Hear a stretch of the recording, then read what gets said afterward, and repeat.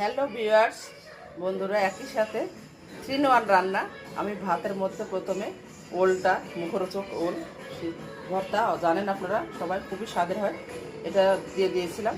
আর একই সাথে সাইডে ডিম সিদ্ধ দিয়ে দিয়েছি, আর আলু পটলটা ভাতের মধ্যে দিয়ে দিয়েছিলাম।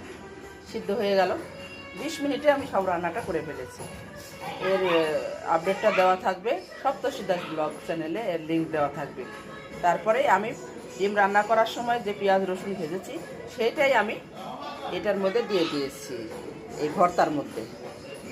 আর চাট মশলা এবং নুডলসের মশলা দিয়ে দিয়েছি।